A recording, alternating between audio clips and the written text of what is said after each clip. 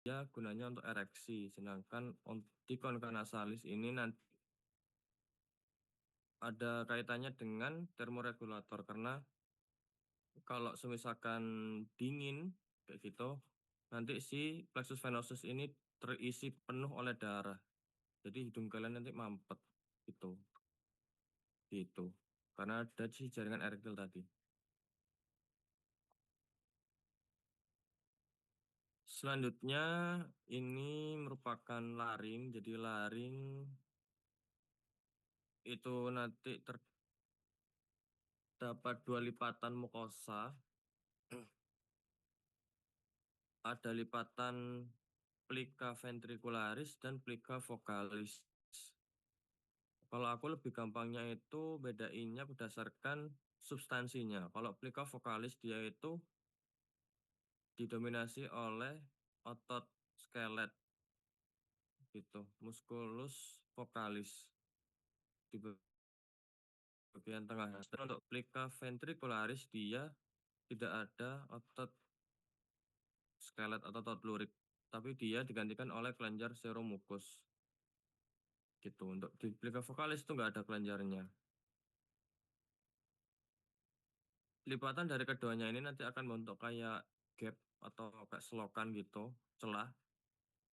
Celah ini yang kita sebut dengan sinus laringis dari Morgagni. Gitu.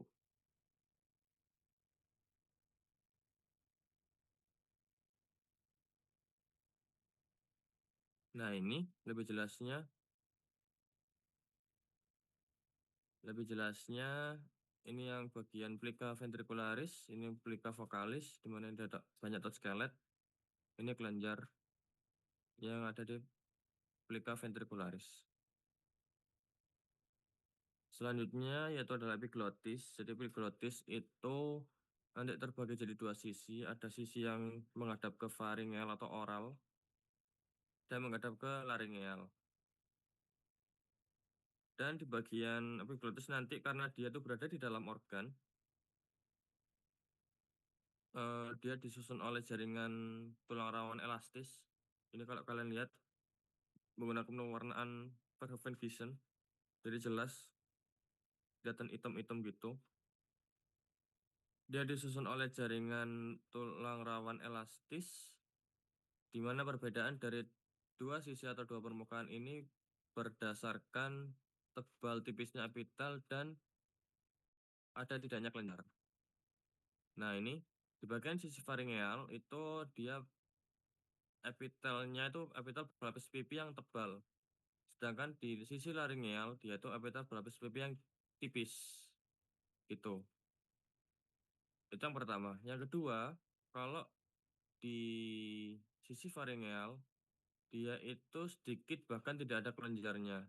Tetapi nanti kalian bisa identifikasi berdasarkan apa namanya mukosanya ini ada bentukan kayak papila gitu. Propria papila ada kelok-kelokannya. Sedangkan yang di sisi laringnya itu cenderung lebih lurus atau lebih datar gitu. Dan di bawahnya nanti ada kelenjar seromukus yang banyak yang menggerombol gitu. Dan tentu kalian pasti akan bisa melihat jaringan tulang rawannya yang berada di bawahnya. Gitu.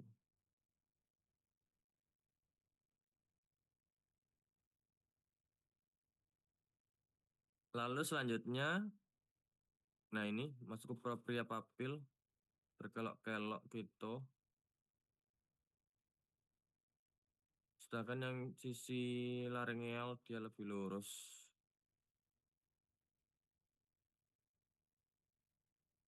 Selanjutnya itu adalah trakea. Jadi trakea dan bronkus ekstrapulmonalis itu memiliki struktur yang mirip, di mana untuk trakea itu sendiri, untuk identifikasinya itu harus terdapat kelenjar tiroid ataupun esofagus yang berada di dekatnya. Selain daripada itu bisa dijawab trakea atau bronkus ekstrapulmonalis sebenarnya. Itu ciri utama dari trakea. Nah ini, dia itu tulang rawannya itu membentuk seperti huruf C atau tapal kuda. Itu. Terus bagian permukaannya itu dia diliputi oleh epitel berderet silindris dengan ginosili dan sel goblet. Itu. Terus di bagian submukosanya nanti terdapat kelenjar serus gitu. Ini esophagus ya untuk identifikasi kalau itu trakea.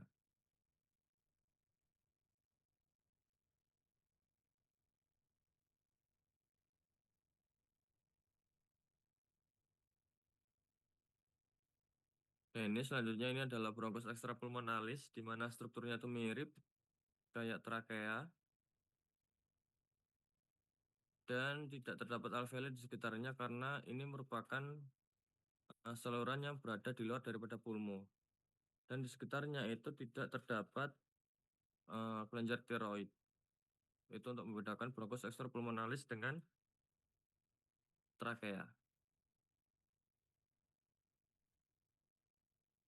Setelah bronchus extrapulmonalis nanti dia tuh masuk ke dalam pulmo menjadi bronchus intrapulmonalis, di mana cirinya itu karena sudah memasuki daerah pulmo, nanti di sekitarnya itu kalian bisa mengidentifikasi adanya alveoli-alveoli. Itu. Untuk lumennya sendiri, dia itu masih sama, diliputi oleh epitel berderet silindris dengan kinosilia dan sel goblet. Gitu. Dan eh, dibarengi oleh adanya pembuluh darah. Jadi konsepnya kan kita tahu kalau pembuluh arteri dan vena itu biasanya selalu beriringan gitu kan. Sedangkan nanti ini kalau di pulmo dia itu terpisah di awal. Arteri ini selalu mengikuti salurannya mulai dari bronkus ekstra hingga intra ini dan masuk hingga alveoli dan nanti akan bertemu lagi dengan vena di bagian apex dari pulmo gitu. Jadi lumen pembuluh darah di sekitar dari bronkus intrapulmonalis tidak lain dan tidak bukan ini ya, ini adalah cabang arteri pulmonalis itu. Nah, karena bronkus intrapulmonalis ini masih apa ya, kelanjutan dari bronkus ekstrapulmonalis itu nanti masih dapat kita identifikasi adanya lempengan-lempengan tulang rawan hialin. Tetapi dia tuh itu tidak lagi sejelas pada ekstrapulmonalis yang membentuk seperti huruf C, tapi nanti kayak di bagian intrapulmonalis itu bentukannya sudah terpisah-pisah lempengannya. Dan di lumen bronkus intrapulmonalis itu nanti di bagian tunika adventisianya itu terdapat pembuluh darah kecil yaitu adalah arteri vena bronchialis. Tergantung lumennya nanti. Kalau kecil itu kecenderungannya adalah arteri.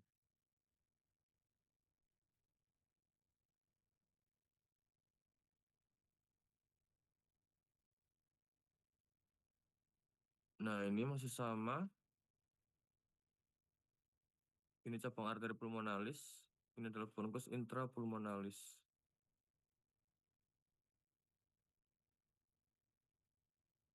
Selanjutnya yaitu adalah bronchiolus. Jadi di bronchiolus itu bentukannya sudah lebih sederhana.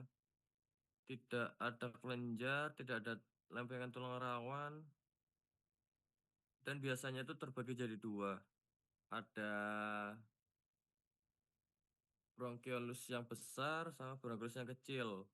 Kalau bronchiolus yang besar itu epitelnya masih sama kayak sebelumnya, epitel berdelat silindris dan masih ada sel goblet juga. Nah, kalau sudah semakin kecil nanti dia peran dari sel goblet itu sudah nggak ada dan digantikan oleh sel klara. Itu. Bentukannya itu kubis gini, kayak kubah gini yang menonjol ke arah apex dari lumen. Gitu. Ini yang nomor dua, ada yang tahu ini apa? Guys, aku mau nanya,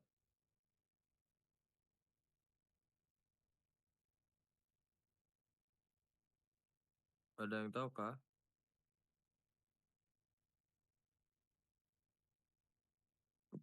Mau coba jawab. Kenapa? Itu itu Pembuluh darah bukan, Kak? Iya, pembuluh darah. Yang mana? Tadi vena pulmonalis, cabang pulmonalis. Iya. Jadi ini adalah cabang arteri pulmonalis. Masih apa ya? Masih mengikuti dari yang bronkus interpulmonalis. Nah, ini sel Clara.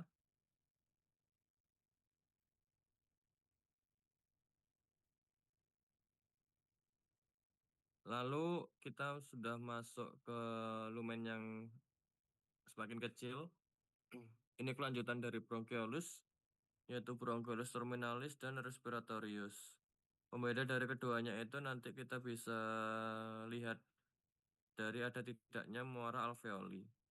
Gitu.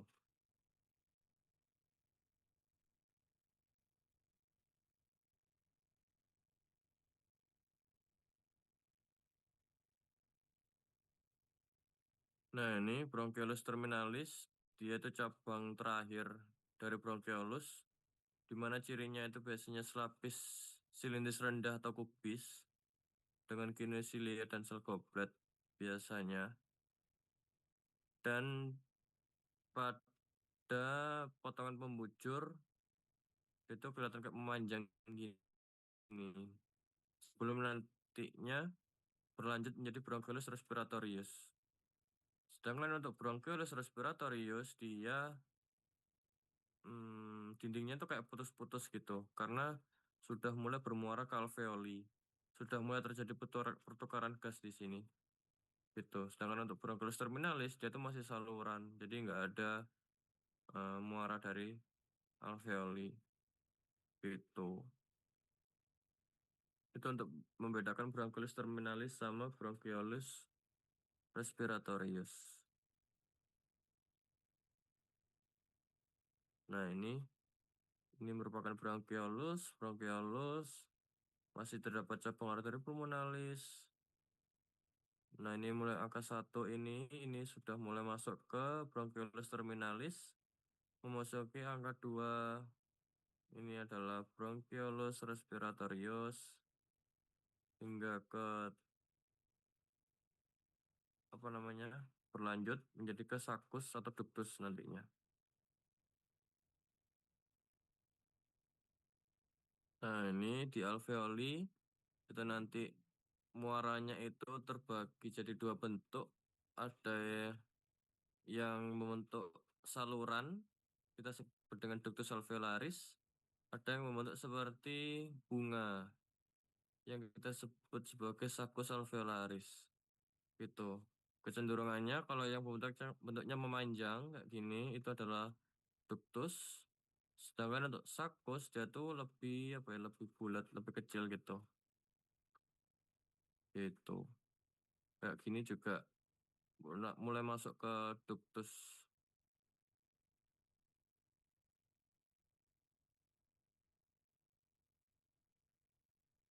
Ini merupakan perbesaran yang lebih besar dari alveoli. Ini yang kita sebut dengan septum alveolaris, yang untuk bentukan septa atau dinding gitu. Dia itu tersusun atas dua sel. Ada sel tipe 1 yang kayak ini. Ini adalah sel tipe 1, bentuknya lebih pipih. Sedangkan yang sel tipe 2 dia tuh bentuknya lebih bulat atau kuboid gitu. Lalu di sini juga terdapat kapiler. Ada yang tahu nggak fungsi kapiler di sini buat apa? Ada sel endotel.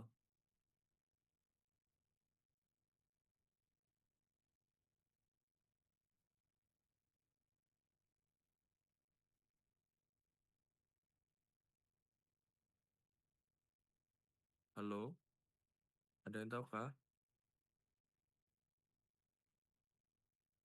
Nah, ini juga ada kapiler.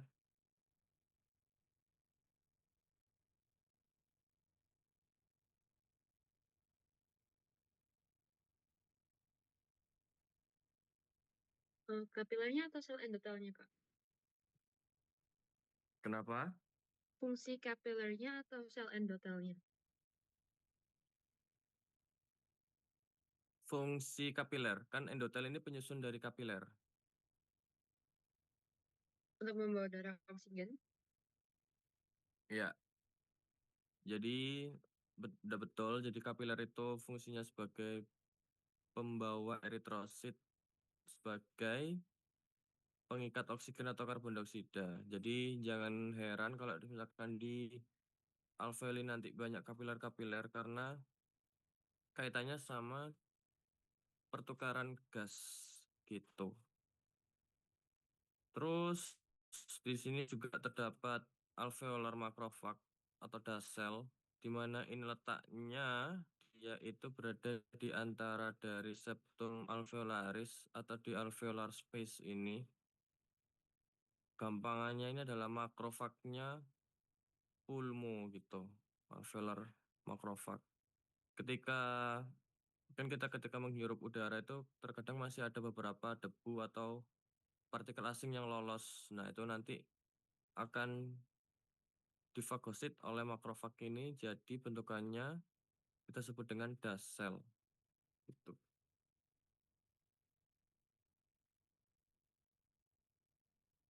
Ini untuk pembuluh darah.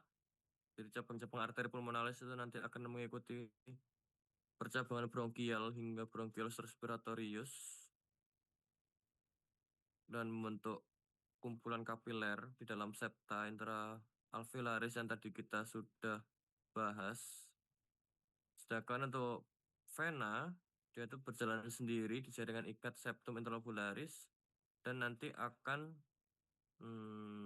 bersama-sama di apex dari pulmo bersama dengan cabang arteri pulmonalis.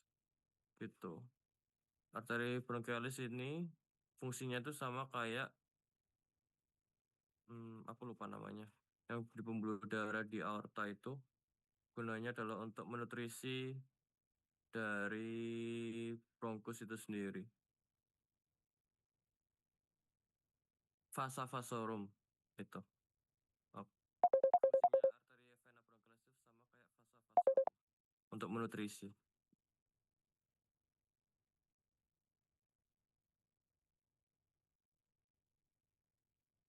Nah, ini adalah cabang vena pulmonalis. Kecenderungannya dia itu dalam alveoli dia itu sendiri aja, nggak ada lumen di sekitarnya. Dimana kalau kalian bisa lihat ini tersusun atas banyak otot polos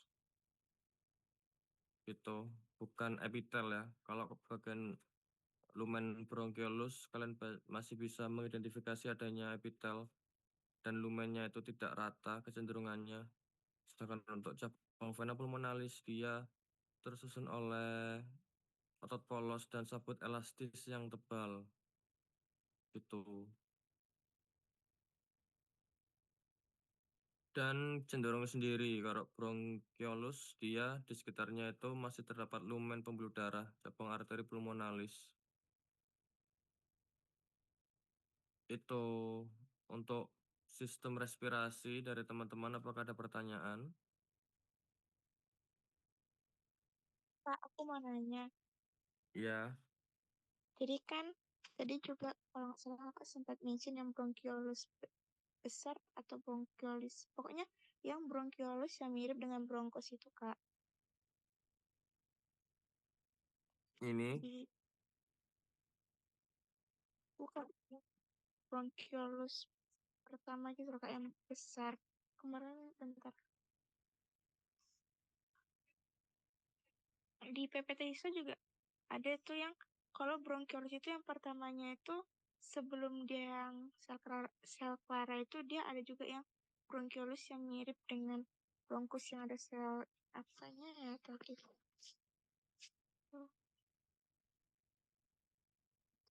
yang mana? Bentar, Kak.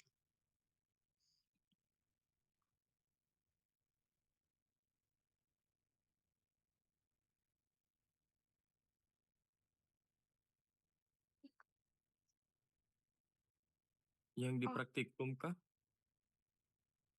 yang di praktikum juga ada yang ini Kak, yang bronkiolus yang pertamanya itu epitel lapis silindris yang berselia, yang mirip sama bronkus juga. Yang dia belum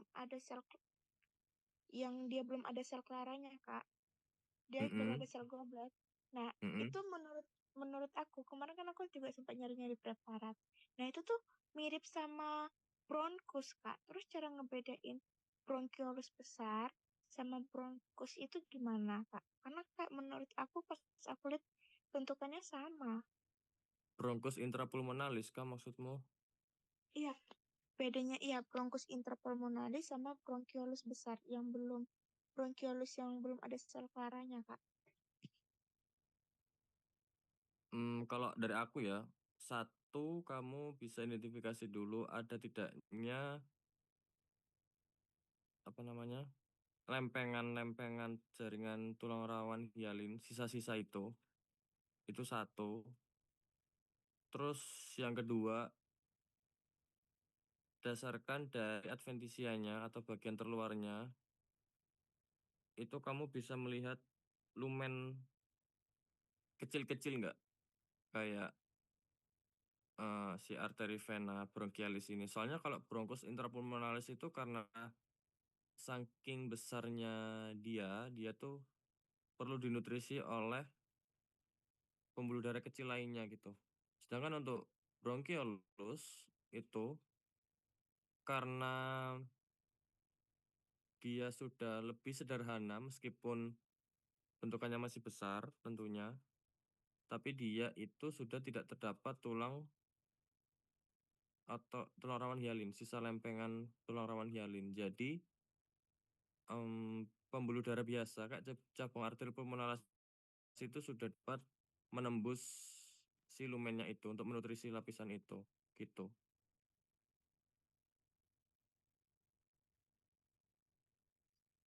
Oke, Kak, terima kasih. Oke, tapi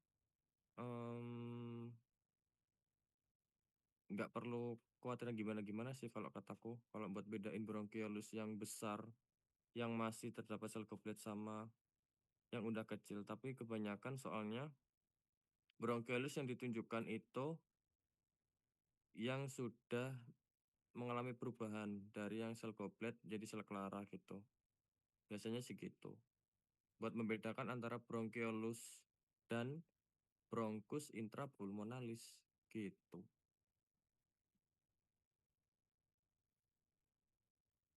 Terima kasih, Kak. Oke. Dari teman-teman yang lain, apakah ada pertanyaan sebelum aku lanjut ke endokrin?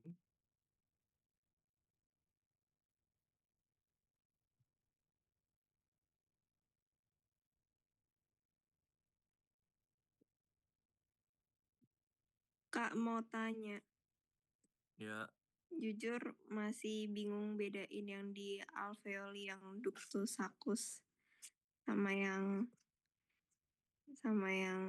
ya itu sih. ductus sama sacus. Ya Kak. Sama Hmm. yang ini deh yang bronchiolus terminalis sama respiratoris masih bingung juga. Oke. Gampangnya gini, kalau ductus pasti dia tuh membentuk saluran memanjang. Bukan satu konsep itu. Ya. Kalau sacus dia itu bentukannya membulat kayak bunga. Kayak apa ya? Tidak beraturan tapi dia tuh tidak memanjang juga gitu loh. Gimana aku nyebutnya? Ya gitulah. Intinya kalau ductus itu dia tuh biasanya tuh panjang-panjang kayak gini gitu. Dan biasanya kalau ductus itu lanjutan dari bronchiolus respiratorius gitu. Biasanya. Kalau sakus dia tuh cenderungannya dia tuh sendiri gitu loh berkelompok. Nah kayak gini-gini tuh sakus. Ini ductus. Bentar, panotot aja. Ini tuh sakus, ini tuh ductus. Sedangkan yang ductus itu dia tuh kecenderungannya berkelompok kayak gini, gini, gitu.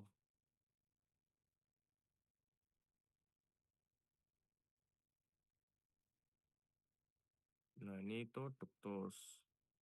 Ductus. Ductus. Itu udah paham belum, Sefrin? Belum aku lanjut. Sudah, Kak. Oke.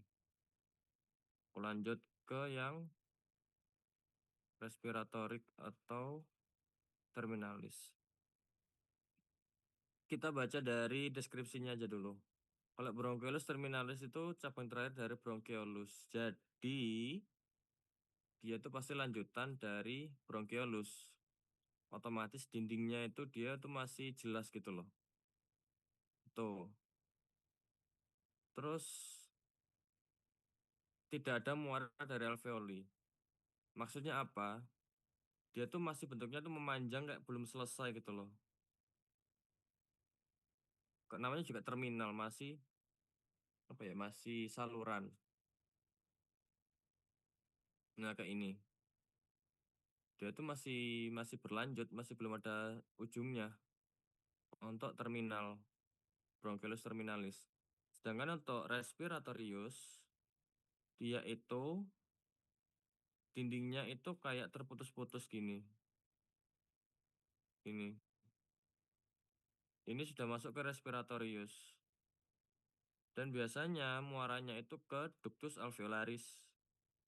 Gitu.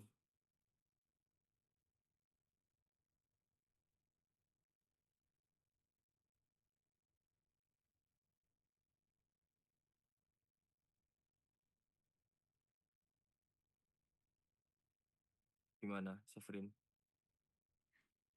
Sama mau tanya lagi, Kak. Berarti maksudnya kayak batas dari bronchiolus respiratorius ke ductus alveolarisnya tuh kayak gimana? Bisa dilihat dari dindingnya. Soalnya kalau respi- respiratorius itu dia tuh masih ada sisa-sisa dari bronchiolus terminalis gitu loh. Masih ada yang tebel, masih ada kubisnya. Nih, yang aku kasih tanda ini. Itu masih ada sisa-sisanya. Kalau yang alveolus kan bener-bener dia tuh tipis, setipis-tipisnya gitu kan. Kayak gini gitu. Gitu.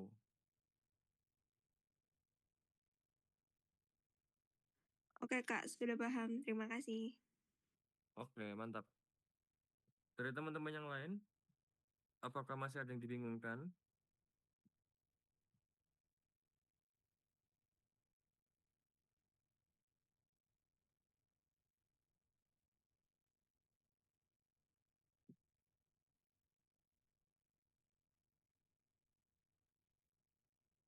Gimana?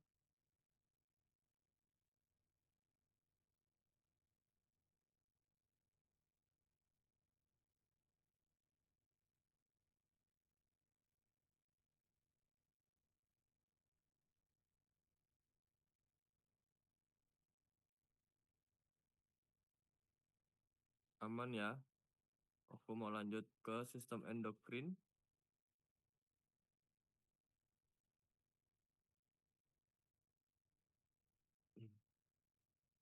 Udah kelihatan belum ya?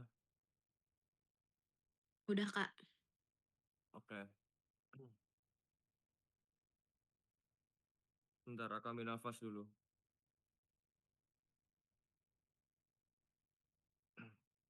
Oke. Em, kita selanjutnya kita akan membahas sistem endokrin, di mana sistem endokrin ini kita akan membahas banyak kelenjar-kelenjar.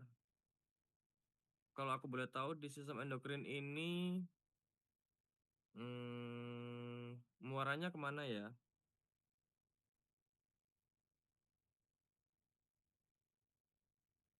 Sekretnya.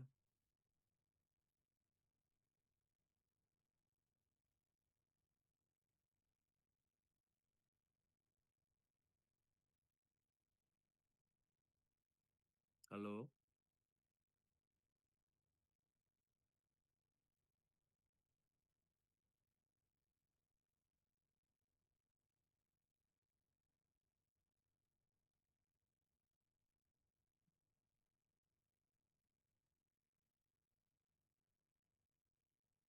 Halo?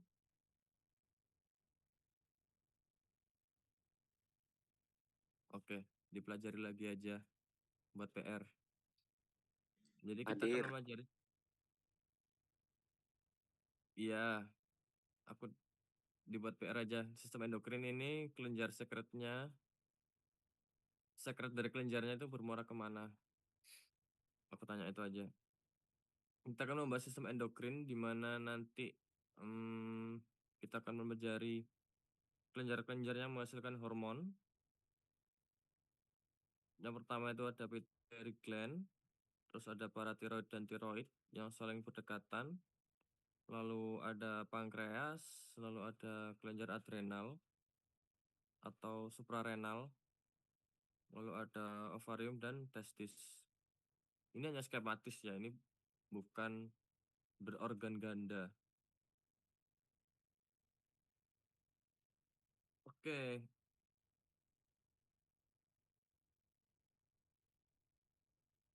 Kelenjar atau hormon itu tidak hanya dihasilkan oleh organ, tapi juga dihasilkan oleh sel. Salah satunya itu adalah sel argentavin yang kemarin, kalau kalian ingat, itu di lambung, dia tuh yang menghasilkan hormon gastrin. Gitu. Tapi selebihnya itu nanti kita akan lebih bahas banyak di organ. Meliputi hipofisis, tiroid, paratiroid, adrenal, pineal, ataupun di kelenjar gonad, testis, ovarium. Ada juga di pankreas. Nah ini untuk fungsinya lebih jelasnya itu kalian pelajari di fisiologi sebenarnya. Tapi ini sebagai pengantar aja. Di kelenjar, di bagian kelenjar hipofisis parsistalis nanti terdapat dua sel, ada sel kromofob dan sel kromofil. Sel kromofil itu nanti terbagi jadi dua, ada sel asidofil dan basofil. Asidofil itu yang menghasilkan hormon growth hormone dan prolaktin. Sedangkan untuk yang sel basofil, dia yang menghasilkan hormon TSH, LH, ICSH, CTH, dan FSH. Sedangkan untuk di hipofisa pars nervosa, dengan sel pituitidnya itu nanti dia akan menghasilkan hormon ADH atau vasopressin yang meregulasi pengaturan cairan yang ada di dalam tubuh dan oksitosin. Terus ada kelenjar tiroid dengan sel folikuler dan parafolikulernya. Hormon yang dihasilkan itu tiroksin, trioioditironin, kalsitonin, dan tirokalsitonin. Ini kaitannya dengan regulasi kalsium yang ada dalam tubuh. Terus kelenjar paratiroid dengan shift selnya, itu hormon paratiroid, dan korteks adrenal, itu meliputi zona glomerulosa yaitu mineralokortikoid, zona fasciculata itu glukokortikoid, dan zona reticularis itu androgen. Lalu di bagian medula adrenal itu ada sel kromafin, itu hormonnya dihasilkan adalah katekolamin, epinefrin, dan non-epinefrin. Ini kalau kalian notice, ini merupakan yang kalian pelajari di farmako harusnya. Ini ada kaitannya dengan jantung.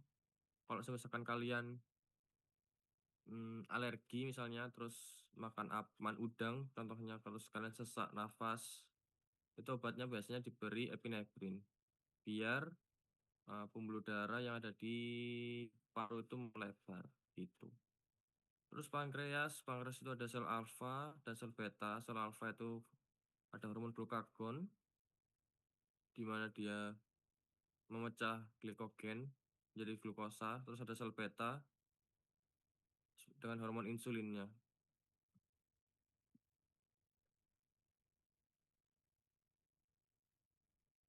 Oke, yang pertama kita akan membahas hipofisis atau kelenjar pituitary. Ini dalam perbesaran kecil, hipofisis itu terbagi jadi 3 pars, ada pars distaalis atau adenohipofisis, ada pars intermedia dan neurohipofisis atau hipofisis pars nervosa. Secara sekilas, pars distaalis itu akan cenderung lebih gelap karena dia tersusun oleh 3 sel dengan perbedaan warna yang jelas berdasarkan sitoplasmanya. Sedangkan nervosa ini kecenderungannya adalah pucat. Oke, ini yang pertama, ini adalah pars distaalis. Jelas ya, dia lebih gelap. Sedangkan pars nervosa dia lebih pucat. Lalu di bagian pars intermedia ini tipis. Ini hanya tipis aja dan ada bentukan khas yang dapat kita jumpai yaitu adalah koloid. Ini juga sama.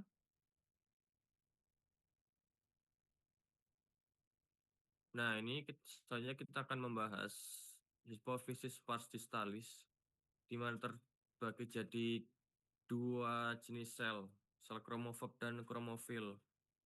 Kromofob sesuai namanya fob atau fobia, jadi dia itu pucat jernih karena sitoplasmanya itu tidak terwarna gitu.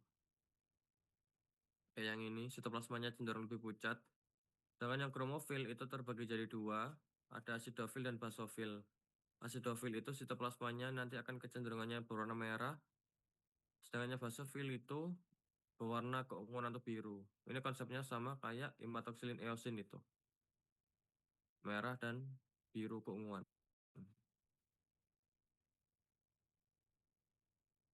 Nah, ini lebih bagus ya, lebih jelas. Ini yang basofil, ini yang kromofob, lalu ini yang asidofil.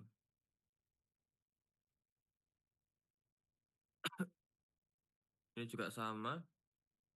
Ini buat perbedaan yang lebih jelasnya lagi, mungkin agak-agak rancu. Asidofil, basofil, kromofob. Nah, ini di bagian pars intermedia, ini dia itu lapisannya hanya tersusun oleh sel-sel tipis dengan massa merah homogen. Bentukan khususnya ini kita sebut dengan koloid. Gitu. Ini juga.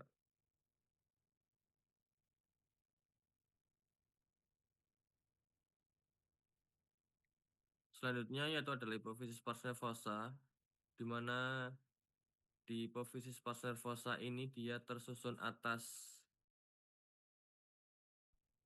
saraf tak bermielin yang ini. Kenapa kok masih ada mielinnya? Yang ada mielinnya sel pituisid ini yang gelap-gelap ini karena ini dekat dengan otak. Ada kaitannya dengan saraf juga. Lalu terdapat bentukan yang homogen bulat.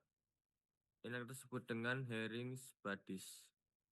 Bentukan khas yang dapat kita jumpai pada hipofisis pars nervosa.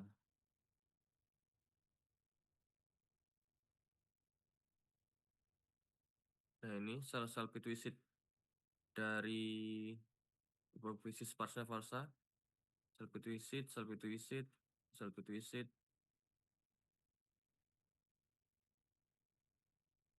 Ini secara skematis.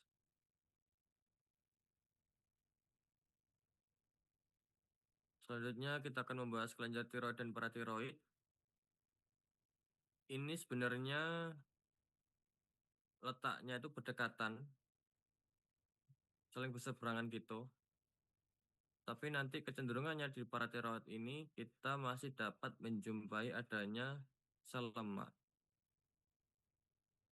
Nah, ini sel folikuler yang ada pada kelenjar tiroid. Jadi kelenjar tiroid itu, bentar. Nah, ini aja aku pakai yang lebih jelas. Kelenjar tiroid itu terbagi jadi 2, ada yang kelenjar tiroid aktif dan hipoaktif. Kelenjar tiroid aktif, dia itu sel-sel folikulernya itu kecenderungannya membentuk kubis. Gitu. Sedangkan yang hipoaktif, dia itu membentuk pipih. Pipih kayak gini. Sel folikularnya. Nah, sel-sel folikuler yang tidak membentuk lumen atau berada di antara daripada folikel tiroid, itu kita sebut dengan sel parafolikular. Gitu. Sedangkan bentukan yang berada di dalam folikel tiroid ini adalah koloidnya. Nah, ini adalah koloidnya. Ini dikelilingi oleh sel-sel folikuler yang berada di antara dari folikel tiroid atau tidak membentuk lumen. Ini yang disebut dengan sel parafolikuler.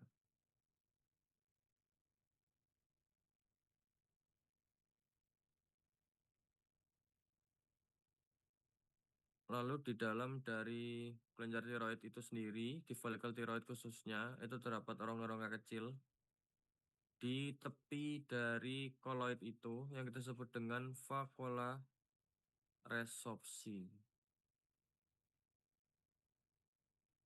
Gitu. Nah, di kelenjar tiroid itu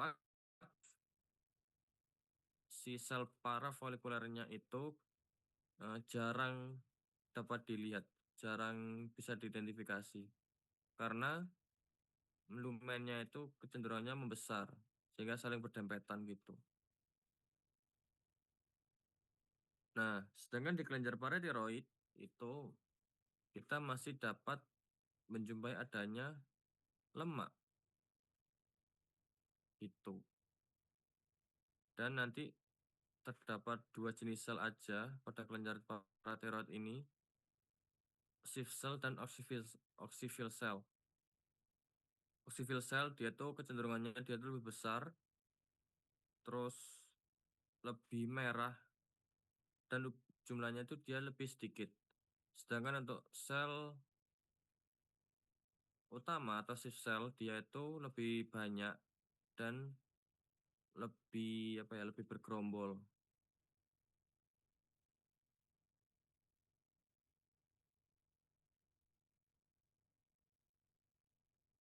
Nah, kayak ini berbesaran lebih besar aja.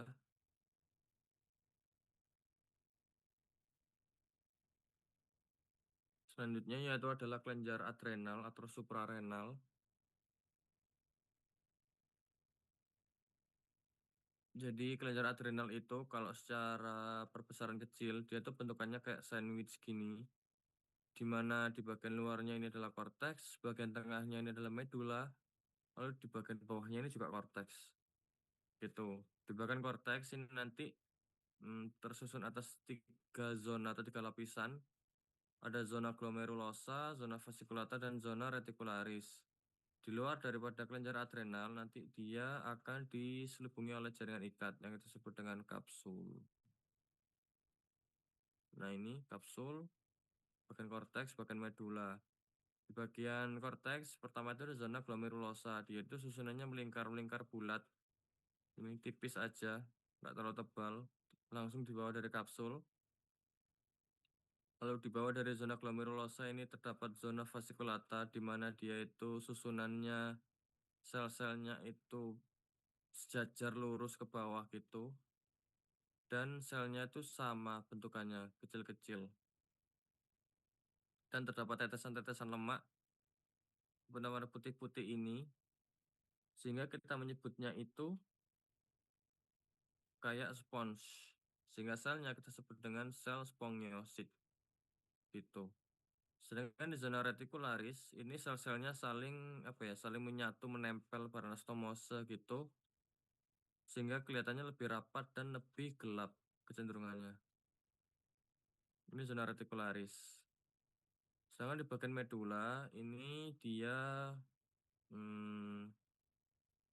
terdapat banyak pembuluh darah dan terdapat sel kromafin. Nah, ini zona glomerulosa bentukannya untuk bulat gini. Sedangkan zona fasciculata dia itu memanjang kayak gini. Lalu kalau kalian amati benar-benar itu ada kayak bentukan putih-putih yang berada di bagian dalamnya, tetes-tetes gitu, itu yang kita sebut karena bentukannya kayak spons, sel-selnya kita sebut dengan sel spongiosit. Sedangkan zona reticularis itu saling berdempetan, saling beranastomosis, saling menyatu sehingga lebih gelap. Gitu. Ini di bagian medulanya sel kromafin. Tidak ada bentukan khusus di bagian medula adrenal.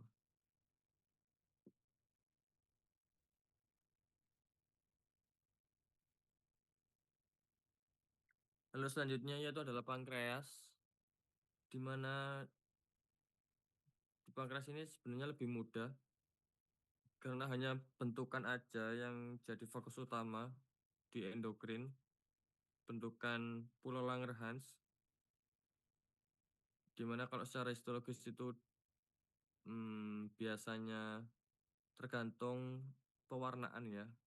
Yang bisa diidentifikasi itu ada dua, sel beta sama sel alfa.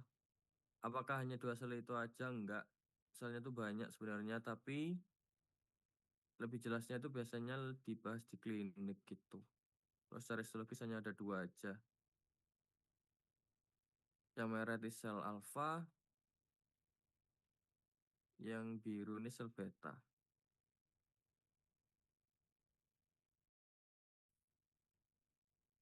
Ini yang kemarin review singkat. Di bagian tepi ini adalah sel asinus, bagian tengah adalah sel sentroasinus. Ini pulau Langerhans.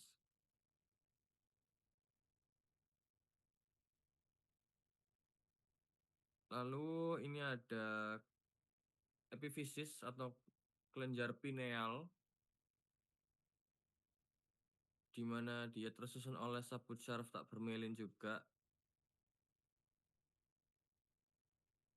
tersusun oleh sel sesuai namanya kelenjar pineal. Penyusun selnya adalah sel pinealosit dan sel interstitial. Lalu terdapat struktur pengapuran di bagian dari kelenjar epifisis yang bentukannya seperti batu warna hitam.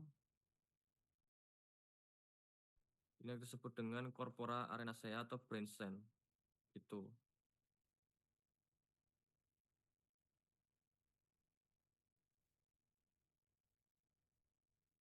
Nah, ini untuk sel-selnya. Sel pinealosit dia itu kecenderungannya berwarna bulat dan masih bisa terlihat inti selnya. Tipenya pun V-step. Dengan interstitial dia itu lebih pipih, kayak peng gitu. Ini corpora arenacea atau brainstem. Sudah dari teman-teman, apakah ada pertanyaan terkait dengan sistem endokrin?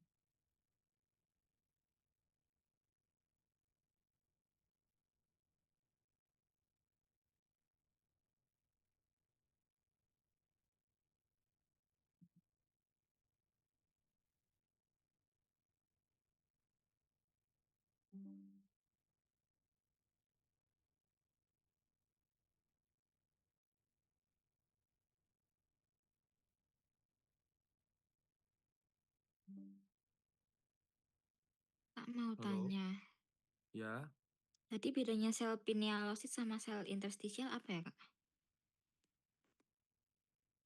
kalau sel pinealosit dia itu open face type kayak gini, bulat-bulat. Sedangkan yang interstitial dia itu selain daripada sel pinealosit dan cenderungnya dia lebih kayak pipih gitu. Dan skromatin biasanya tipenya. Oke, makasih, Kak. Oke.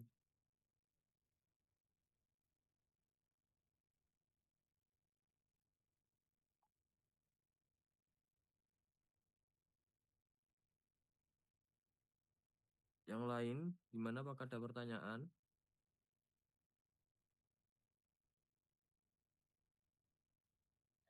Kak mau tanya, yang di pankreas cara bedain sel Iya. alfa sama sel betanya gimana Kak? Itu lihat dari sitoplasmanya itu Kak?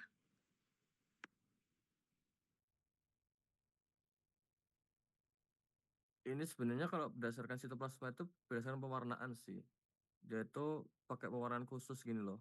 Sedangkan kalau secara di lab kan umumnya pakai pewarnaan HE. Itu nggak bisa dibedain. Itu cuma secara teori aja, nanti ada sel alfa dan sel beta gitu. Yang ada di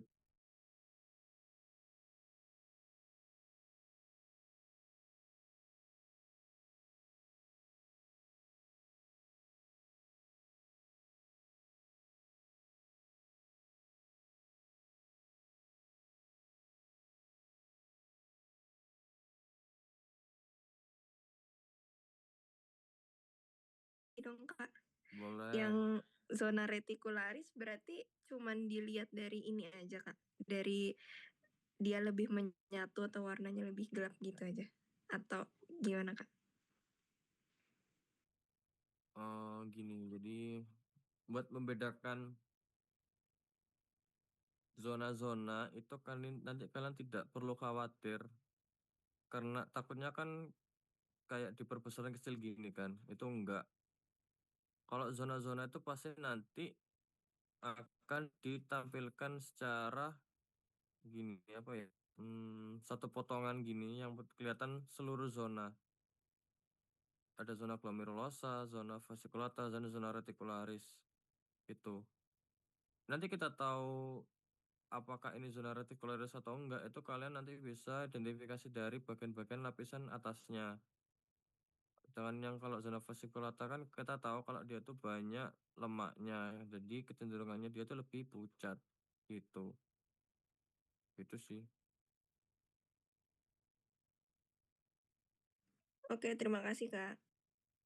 Oke.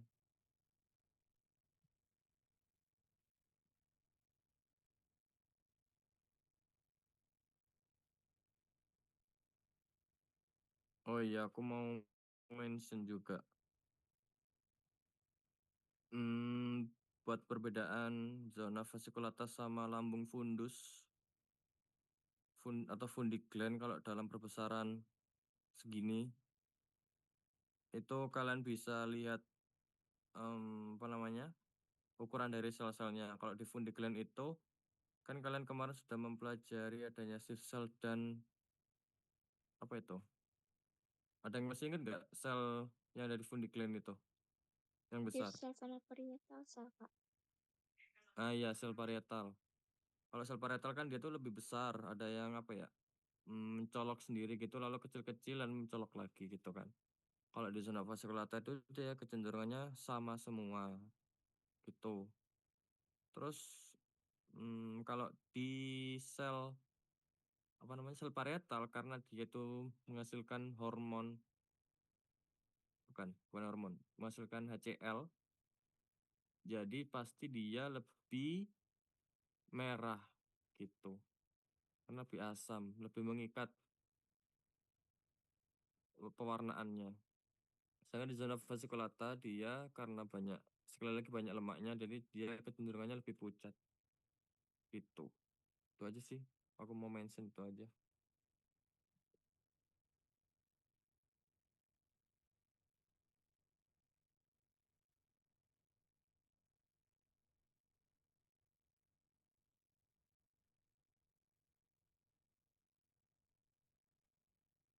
Gimana teman-teman? Apakah ada pertanyaan lagi?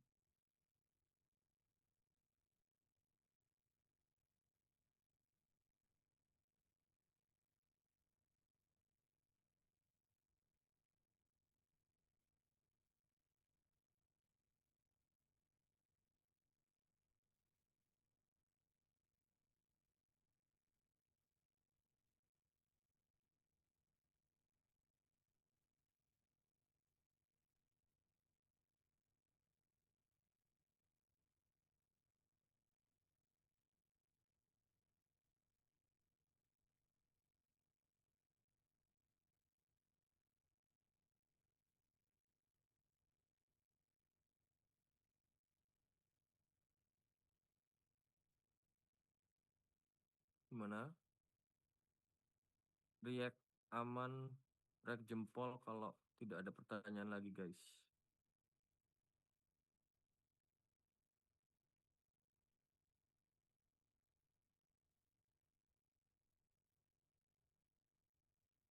Oke, mungkin kalau sudah nggak ada pertanyaan lagi, aku cukupkan aja buat tutorial pada malam hari ini. Tapi kalau misalkan kalian masih ada pertanyaan, kalian bisa tanyain langsung ke aku. Japri boleh, tag di grup boleh. Aku cukupkan aja buat tutorial pada malam hari ini. Aku sekali lagi minta maaf karena sudah banyak meresket sampai malam. Aku tahu kalian juga capek. Kurang dan lebihnya aku mohon maaf. Aku tutup. Wassalamualaikum warahmatullahi wabarakatuh. Bisa menyalakan Zoom. Terima kasih teman-teman.